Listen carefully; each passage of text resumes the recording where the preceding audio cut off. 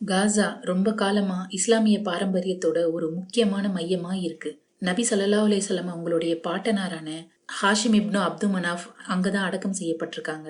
இமாம் ஷாஃபி பிறந்த இடமும் காசா தான். இஸ்லாமியர்களோட பாரம்பரியமான இடத்துல இஸ்லாமிய மக்கள் தங்களுடைய இறைவனை கூட வழிபாடு செய்ய முடியாம பல இன்னல்களுக்கும் பல உயிரிழப்புகளுக்கும் ஆளாகி ரொம்பவே கஷ்டப்படுறாங்க. சிறப்பு நிறைஞ்ச இந்த லைலத்துல் கதருடைய இரவுகள்ல அந்த மக்களை மறக்காம நம்ம ஞாபகம் வச்சு துவா செய்யணும். இது ஒவ்வொரு முஸ்லிமுக்கும் கடமை. அந்த மக்கள் படக்கூடிய கஷ்டங்களை கண்ணை கொண்டு பார்க்க முடியல, காதை கொடுத்து கேட்க முடியல.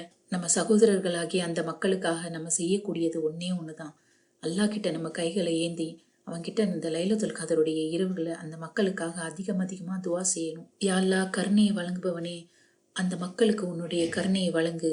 இந்த நெருக்கடியான நேரத்துல அந்த மக்களுக்கு கொடுத்து உதவ மனிதர்களுடைய இதயங்களை திறந்துடு. யா அல்லாஹ், தேவைப்படுறவங்க எங்க இருந்தாலும் அவங்களுக்கு உன்னுடைய உதவியை கொடு. மக்களுடைய துன்பங்களை நீக்கி தேவைகளை நிறைவேற்றி அந்த மக்களுடைய எதிர்காலத்தை பிரகாசமா ஆக்கு. அவங்களுடைய வாழ்விடத்தை பாதுகாப்பானதா ஆக்குன்னு உங்களுடைய இதயங்கள்ல இருந்து நேர்மையா அல்லாஹ் கிட்ட துவா செய்யும். உங்களுடைய எல்லா தொழுகைகள்லயும் அந்த மக்களுக்காக இறைவன்கிட்ட துவா கேட்க மறந்துடாதீங்க.